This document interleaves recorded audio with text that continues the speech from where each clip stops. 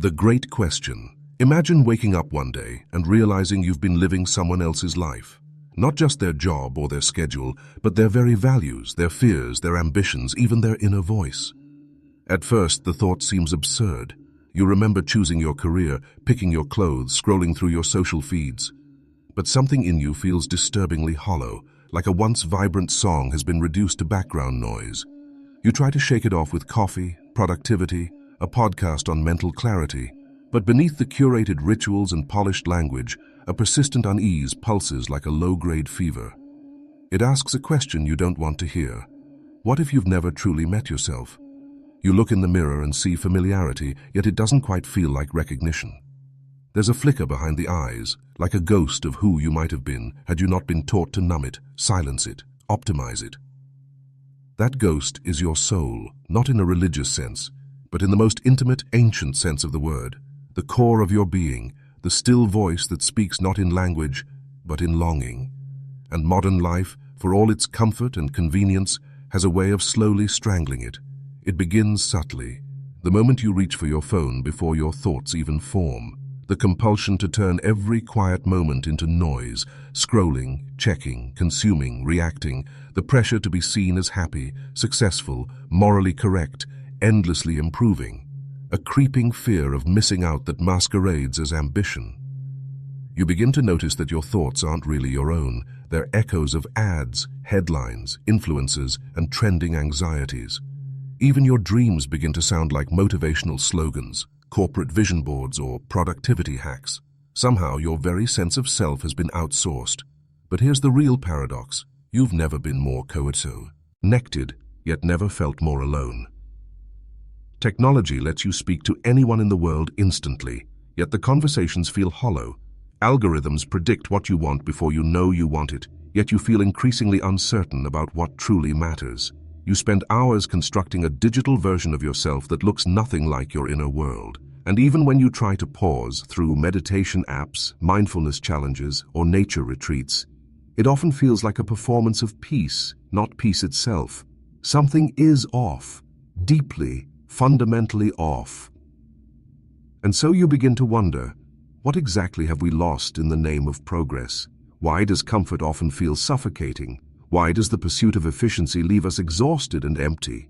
Why, in a world where everything is supposedly at your fingertips, do you feel so emotionally bankrupt? What part of you did you have to abandon to fit in? And more importantly, was it the most important part? Carl Jung once wrote, "People will do anything, no matter how absurd, to avoid facing their own soul." But what if modern life, our cities, our screens, our rituals of distraction, is designed to help us avoid precisely that? What if the systems we depend on not only distract us from our soul, but actively fear it, because a soul cannot be monetized, controlled, or easily explained? What if the very framework of modern civilization was built on a quiet war against the inner world? And what happens to a person who forgets how to listen to their soul? What kind of choices do they make? What kind of relationships do they attract? What kind of life do they settle into? The consequences may not always scream, they whisper. Through chronic dissatisfaction, unexplained fatigue, fractured attention, and an underlying sense that something vital is missing. Not something you can buy or download, but something you once knew before the world told you to forget. So here we are. You, reading this. Me, writing this. Somewhere between the noise and the silence. Somewhere between the script you're handed and the voice you're suppressing. Maybe, just maybe, there's still time to remember what you lost. But first, we must uncover why it was lost. Who took it? What replaced it? And how this quiet, invisible theft continues, moment by moment, screen by screen, compromise by compromise. Let's open that door. Let's trace the hidden roots of this disconnection. Not just in your habits, but in your psyche, in the very architecture of your civilization. Only then can we begin to ask, what does it mean to return to your soul in a world that constantly pulls you away from it? The hidden problem, its psychological, philosophical roots. To understand how modern life disconnects you from your soul, you must first grasp how this disconnection is not accidental. It is systemic, psychological, and deeply woven into the very fabric of your daily experience. It is not merely that you're busy, distracted, or tired, it's that everything around you is subtly crafted to reward surface over depth, noise over silence, performance over presence. The soul does not speak the language of likes, deadlines, or dopamine hits.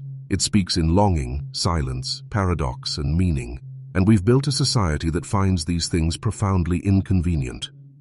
Carl Jung believed that modern man is hopelessly unconscious of what is happening within himself. He warned that the more technologically advanced society became, the more the average person would become divorced from their inner world. Because with every new machine, every new convenience, we outsource another piece of ourselves. We no longer rely on memory, because our devices remember for us. We no longer navigate by intuition, because algorithms tell us what to want. We no longer ask deep questions, because instant answers await us with a tap. This outsourcing isn't merely practical. It reshapes the way you think, feel, and understand yourself. Slowly, the soul begins to atrophy from lack of use. But to truly see the depth of this problem, we must go further back, to the roots of Western philosophy and psychology. The philosopher Søren Kierkegaard spoke of despair as the sickness unto death. Not physical death, but the slow dying of the self that occurs when a person fails to become who they truly are. Despair, for Kierkegaard, was not always loud or dramatic. It could be quiet, even cheerful. You could be successful, admired, efficient, and still be dying inside, because your life has never been truly your own. It is possible to build an entire identity as a reaction to what the world expects, and never once ask who you are beneath that. This is the tragedy of modern identity, that it is often built in mirrors rather than in silence. You define yourself by how others see you, your job title, your social media persona, your political stance, your productivity. You perform rather than live. You manage impressions rather than seek truth. Even acts of self-care are often co-opted by consumerism, reduced to products and checklists. The inner world becomes a branding exercise, and the soul, which does not shout or sell, fades into the background like an old myth no longer told. Arthur Schopenhauer wrote that a man can be himself only so long as he is alone. But solitude has become a feared commodity. In our hyper-connected era, silence is suspicious. Stillness is seen as laziness. Doing nothing is a sin. So we fill every empty space with stimulation, believing we are escaping boredom, when in truth, we are escaping ourselves. The soul thrives in quiet contemplation, in the messy, non-linear, often painful journey of self-encounter. But we have built a world where such encounters are rare and often ridiculed. There is also a deeper psychological dynamic at play, what Jung called the shadow. This is the part of the psyche that contains all the aspects of ourselves we deny, suppress, or reject. In a society obsessed with positivity, likability, and constant self-optimization, the shadow grows stronger the more it is ignored. You push down your anger, your fear, your grief, your doubts, because they don't fit the version of yourself the world rewards. But what you exile from consciousness does not disappear. It festers. It manipulates from beneath. And often, the soul speaks through the shadow, urging you, in dreams or breakdowns, in depression or irrational longing, to come home to yourself. But instead, you medicate, rationalize, or distract. The culture cheers you on, and the quiet soul waits. Viktor Frankl, survivor of the concentration camps and founder of logotherapy, said that the deepest human hunger is for meaning, not pleasure, not power, not comfort.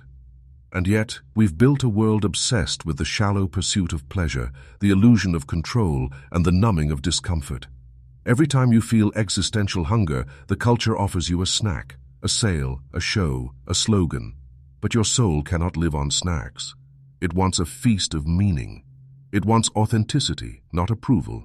It wants to feel, not just function. And when denied this, it begins to rebel, not with screams, but with subtle sabotage, a lack of motivation, a chronic anxiety, a sadness with no name. The hidden problem is not just that we are disconnected, it's that we have forgotten what connection even means. We confuse visibility with intimacy, information with wisdom, stimulation with fulfillment. We measure our lives in metrics, likes, followers, dollars, tasks completed, but not in truth. And the soul begins to whisper a dangerous question. What if the life you've worked so hard to build isn't the life you were meant to live? But this is not your fault alone. You were raised in a system designed to shape you before you could even think. From childhood, you were told who to be, how to behave, what to believe. You were rewarded for compliance, punished for questioning. You learned to value achievement over wonder, conformity over curiosity. Slowly, layer by layer, the true self was covered in armor. And now, as an adult, you carry that armor proudly, yet wonder why you feel so heavy. The philosophers warned us, the psychologists diagnosed us, the poets mourned us. But still, the machines grew louder, and the soul grew quieter. Until now. And yet beneath the noise, beneath the layers of conditioning and distraction, the soul remains, waiting, watching, whispering. But what happens when this disconnection goes unchecked? What are the real costs? Not just to your inner life, but to your relationships, your creativity, your choices, your world. Let's explore those unseen consequences next. The unseen consequences. You might think the cost of losing touch with your soul is subtle, manageable, something you can push through with enough productivity hacks or weekend getaways. But the truth is more disturbing. When this disconnection festers over time, its consequences don't just echo within you, they infect every aspect of your life. Not with loud catastrophes, but with quiet corrosion. It's not a dramatic collapse, it's a slow forgetting, a quiet extinguishing of the self. The tragedy is that you may never realize it's happening until your life becomes a perfectly organized lie. At first, it shows up in your emotions, not in the form of clear distress, but in something more ambiguous. A persistent dissatisfaction, a sense that no matter what you do, it's never enough. You may feel this as restlessness, a craving you can't name. You upgrade your phone, change jobs, move cities, chase goals. You consume motivational content and practice gratitude, yet something remains unfulfilled. You begin to wonder if happiness is a lie or if there's simply something wrong with you. But this is not a fiqh. Law, it is the signal of a starving soul. You are not broken, you are unheard. Then it seeps into your relationships. Because how can you truly connect with others when you are estranged from yourself? You may find yourself performing roles, partner, parent, friend, colleague, without ever feeling seen in them. Your conversations become transactional. You speak but are not known. You listen but do not hear. Vulnerability feels dangerous, even with those closest to you. Intimacy becomes a performance of closeness, not the thing itself. And loneliness grows, not from isolation, but from the exhausting effort of pretending. You may lie awake at night beside someone you love, feeling miles apart, unable to explain the quiet ache inside you. Creativity too begins to die. Not just artistic creativity, but the very ability to imagine, to dream, to play with reality. You may still produce projects, spreadsheets, campaigns, but the spark is gone. What once felt alive now feels mechanical. You confuse efficiency with intelligence, routine with discipline. You no longer wonder, what if? You simply execute. You no longer ask, why? You simply obey. The soul, once the source of your originality and daring, becomes background noise, drowned out by deadlines and demands. You stop asking what moves you. You only ask what sells. And perhaps the most dangerous consequence of all, you begin to accept this as normal. You stop questioning the systems that shape you. You internalize the dysfunction. You treat your exhaustion as a badge of honor. You treat your anxiety as ambition. You wear your numbness like armor and call it resilience. This is how the world rewards you for your disconnection, by telling you it's maturity. But deep down, you feel the tension. Something in you remembers what it was like to be fully alive, to be curious without agenda, to feel joy without justification. That part of you never died. It was buried. Neuroscience offers insight into this condition. When the soul is silenced, the brain's reward system begins to adapt unnaturally. Dopamine pathways, meant to guide us toward meaning and fulfillment, are hijacked by artificial rewards, likes, notifications, bingeable content. These create the illusion of progress, the illusion of connection, the illusion of being seen. But just as sugar mimics nourishment without providing it, these digital hits mimic intimacy without depth. Over time, the brain becomes conditioned to chase stimulation over satisfaction. It forgets how to be still, and with that, it forgets how to listen to the body, to intuition, to the soul. Cognitive biases also reinforce this loop. Take confirmation bias, which makes you seek information that aligns with your current worldview, even if that worldview is suffocating you. Or status quo bias, which makes you cling to the familiar even if it's unfulfilling. Social proof convinces you that if everyone else is miserable and pretending they're fine, then you must be doing it right too. And so millions of people live in quiet desperation, convinced they are alone in their emptiness, when in truth they are part of a silent epidemic. And then there is the cultural conditioning. From the moment you're born, you're taught to value what can be measured, monetized, and displayed. You're encouraged to compete, to conform, to achieve, but rarely to understand yourself. You're taught how to build a resume, but not a character. You learn how to impress others, but not how to sit with your own pain. You are shown how to function in the world, but not how to belong in your own skin. The soul asks, "Who am I, really?" And the world replies, "Be quiet, be useful." This disconnection also manifests in your choices. When you are not in touch with your soul, you are vulnerable to manipulation. By advertising, ideology, peer pressure, you choose career, rise for status, not calling. You stay in relationships out of fear, not love. You vote for what feels safe, not what feels true. You pursue goals that impress others, then wonder why you feel empty when you achieve them. You become a stranger navigating a script that was never written by you. Life becomes a loop. Wake, work, scroll, sleep, repeat. Even the body begins to echo this disconnection. Psychosomatic symptoms, fatigue, tension, digestive issues, insomnia, emerge when the soul is ignored. The body becomes a protest site. Modern medicine often treats these symptoms in isolation, missing the underlying existential despair. But your body remembers what your mind tries to suppress. It is not separate from your soul. It is the instrument through which the soul tries to speak. When the voice is silenced, the instrument breaks. And yet, this condition is so normalized that to question it feels rebellious. To ask, "Is this all there is?" is to risk sounding ungrateful, dramatic, or even unstable. But what if that question is not a breakdown? It's a breakthrough. What if the unease, the discontent, the aching in your chest is not a pathology, but a message, a summons? Because while the consequences of disconnection are devastating, they are also a doorway.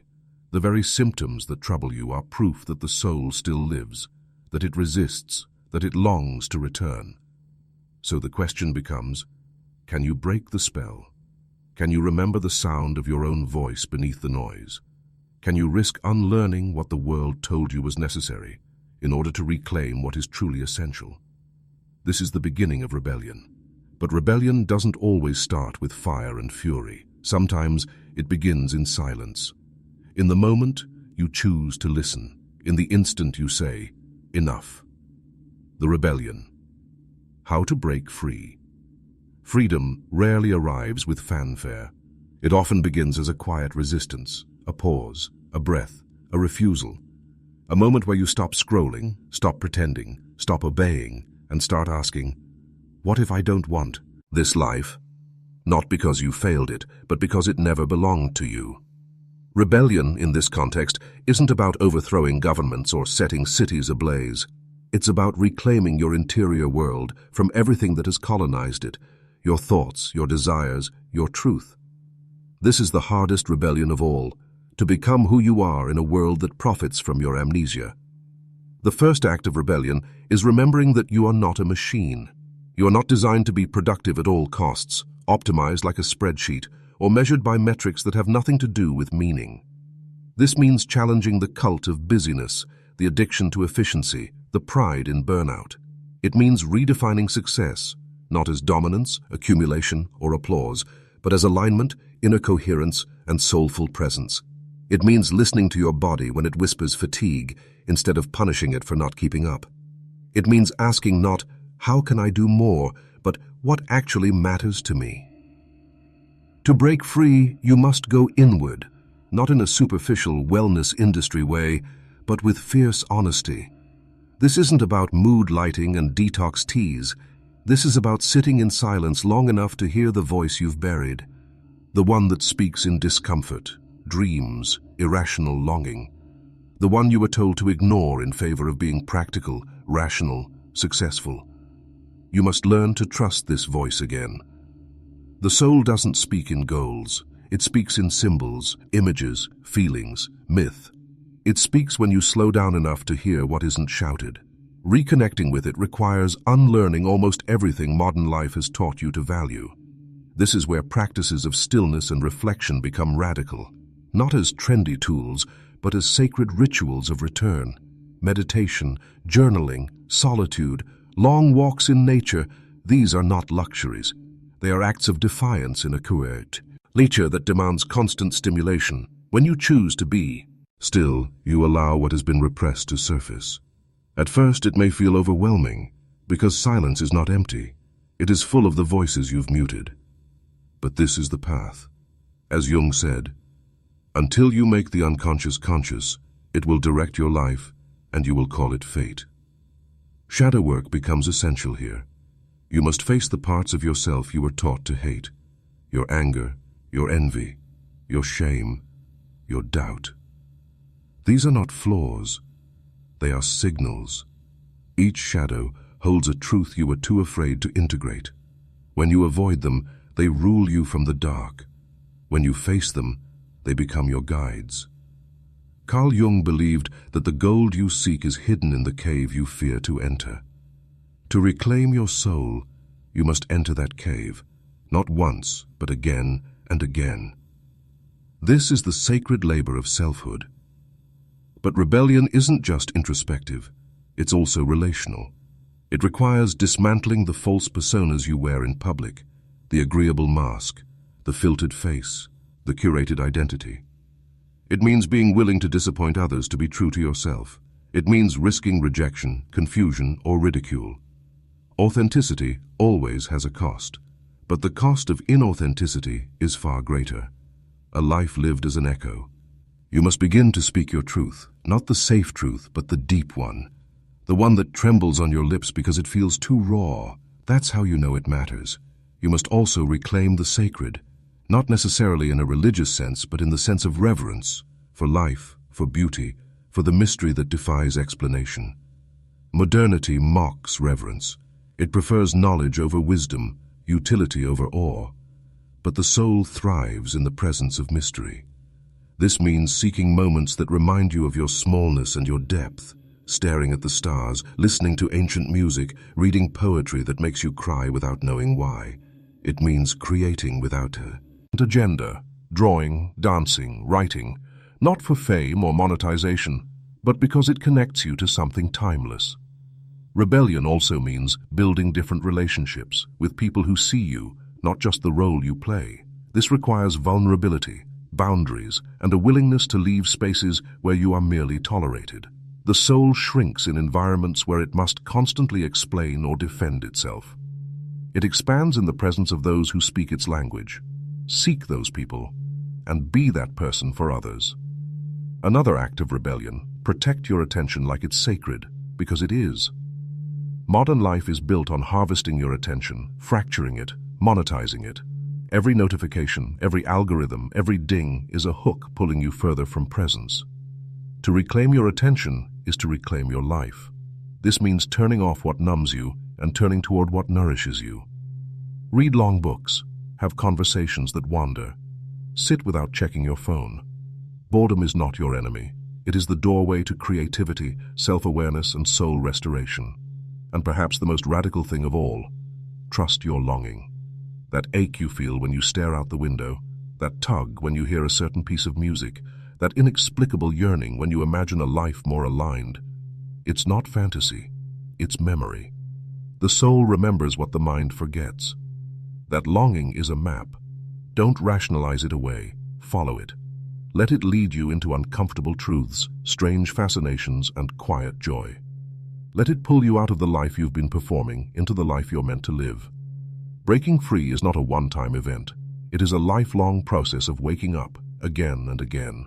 Each time you catch yourself slipping into the old scripts, you gently return. Each time you numb out, you forgive yourself and begin again. This isn't perfection. It's devotion, a sacred, the commitment to living from the inside out. And slowly, things begin to change. You notice moments of deep presence, flashes of joy that don't require a reason, conversations that nourish rather than deplete. You start to feel real again, not always happy, but real. And that's the beginning of everything. But what lies beyond this rebellion? What is the deepest truth waiting at the end of this journey? When the illusions are stripped away, when the soul is heard again, what finally becomes clear? The ultimate truth, the final, most powerful realization. What happens when you stop running? When the noise fades, the masks fall, and the distractions no longer hold your attention like they once did? What happens when the soul is no longer a whisper, but a presence, steady, ancient, familiar? At first, there is fear, because to face your soul fully is to face everything you have avoided, the pain, the longing, the buried truths. But if you stay long enough, if you resist the urge to flee or fix or numb, something extraordinary begins to unfold. Not an answer, but a realization. A truth so simple it feels like it must be wrong. And yet, it rearranges everything. You were never broken. You were never behind, never lost, never lacking. The gnawing hunger you mistook for failure was actually your soul refusing to be silenced. The anxiety you tried to medicate was your deep knowing that you were living a lie. The discontent you blamed on yourself was actually sacred resistance. You were not malfunctioning. You were mourning. Mourning the self you abandoned. Mourning the life you were talked out of. Mourning the voice you muted to survive. But now, finally, you see it. The problem was never you. The problem was the cage you were taught to call freedom. This is the ultimate deception of modern life, that your worth is something to be earned rather than something intrinsic. That peace is something you achieve rather than something you remember. That purpose is found in performance rather than presence. But the soul doesn't play by these rules. It doesn't seek validate. It doesn't climb ladders. It doesn't care about optics. The soul wants only one thing, to be fully here, in this breath, in this body, in this moment, not someday, not when you've fixed yourself, not when you've proven your value, but now. And here lies the deepest paradox. Everything you were seeking out there, belonging, meaning, peace, joy, was never out there to begin with. It was always within, but you had to lose it to realize its value. You had to wander to remember the way home. The forgetting was part of the journey. Even the pain served a purpose. It cracked the shell of your conditioning so the truth could emerge. That's the alchemy of suffering. It destroys what is false so that what is real can survive. Friedrich Nietzsche once wrote, "He who has a why to live for can bear almost any how." But the modern world gives you countless hows, products, paths, identities, without ever helping you find your why. That's because your why cannot be sold, it cannot be systemized, it must be lived. And living it may mean walking away from everything that once felt safe, careers that drain you, relationships that erase you, beliefs that limit you. It may mean saying yes to what makes no sense on paper, but makes your heart come alive. The soul doesn't seek security. It seeks truth. And truth often asks for risk. The ultimate truth is this: the life you are meant to live is not waiting for you somewhere in the future. It's buried beneath everything you were told you had to become. It's here, in the rawness of your feelings, the strangeness of your desires, the stillness of your being. You don't need to find it. You need to remember it. You don't need to become someone else. You need to become who you were before the world taught you to forget. And this remembrance is not just for you, it ripples outward. When you live from your soul, you give others permission to do too. Same. You become a mirror for authenticity in a world addicted to performance. Your presence becomes medicine, not because you are perfect, but because you are real, and realness is contagious. It breaks spells, it awakens dormant hearts, It changes everything. But remember, returning to the soul is not a one-time event. It is a daily practice, a sacred discipline. There will be days you forget, days you fall back into the noise. That's okay. The soul is patient. It does not demand perfection. Only your presence, only your return, again and again and again. And so, the final realization is not a destination. It's a shift, a reorientation, a vow. To live not from fear, but from truth. Not from performance, but from presence. Not from survival, but from soul. This is not an easy path, but it is the only one worth walking. Because at the end of all your striving, all your questioning, all your unraveling, you will come to see the soul was never lost. It was you who was distant, and now you are coming home. Imagine waking up one day, not to a better version of your current life, but to a completely different experience of being alive. One where your days are guided not by deadlines, but by devotion, where your worth is not in what you produce, but in how deeply you feel, where your relationships are not performances, but places of truth, where even your pain has purpose. That life is not a fantasy, it's a remembering, a return, and it begins the moment you choose it. So take a breath, close your eyes, ask your soul one simple question. What have you been trying to tell me all these years? Then listen. Listen like your life depends on it, because in a very real sense it does.